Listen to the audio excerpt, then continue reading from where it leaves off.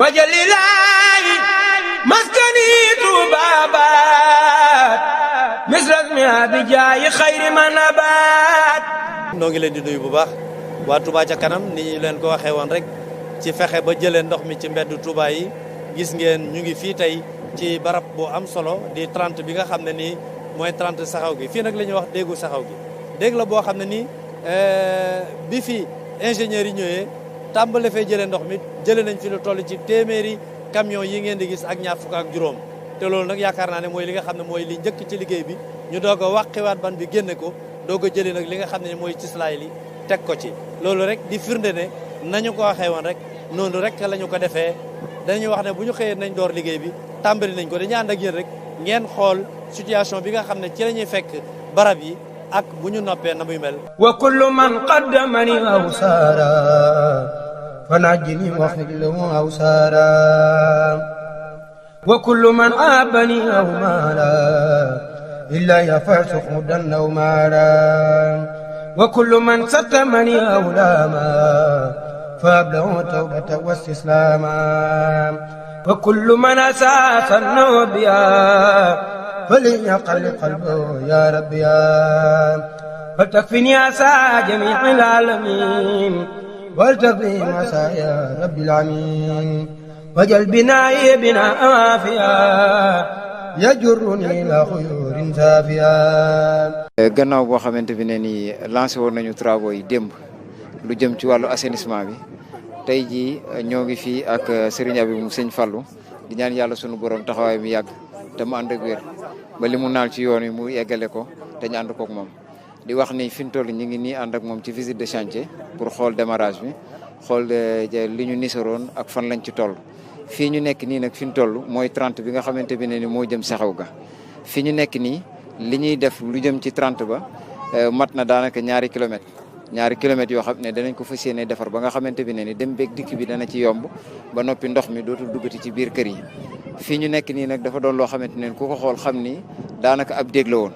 li ñu fiy def mooy que ni dañuy fexe ba yoon wi mën a continuer ba pare ndox mi du dugg ci biir kër yi mu am ay dalu ci suuf incha allah. loolu la ñuy def ci phase ren bi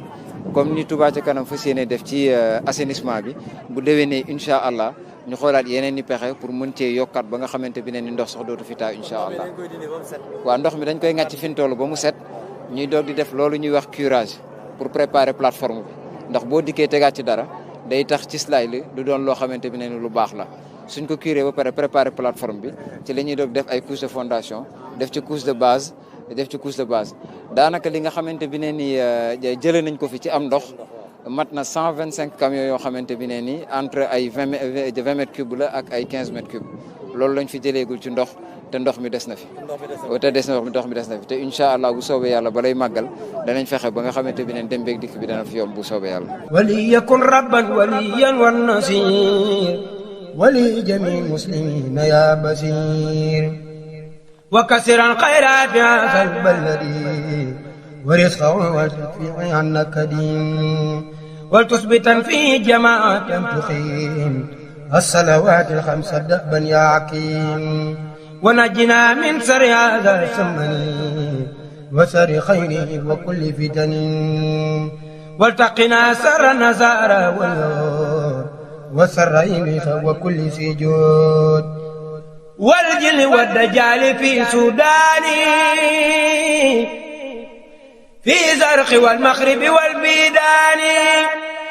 وسر ما في الأرض طرا والسماء من زائر وباطن اختتما يا لطيف يا كريم يا جليل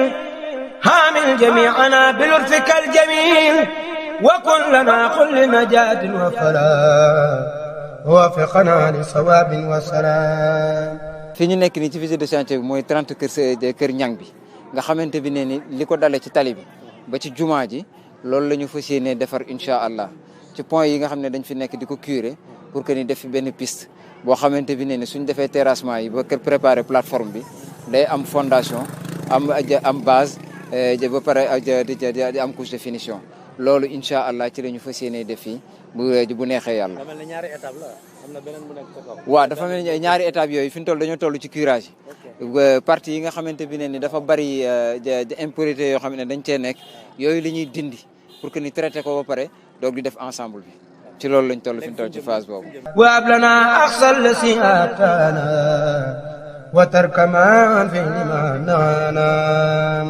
hatta yakuna kullana bil narakat muqtadiyan bi sunnatin wa sakanat wajalilahi maskani tubabat misras mi abijaayi xayri man abat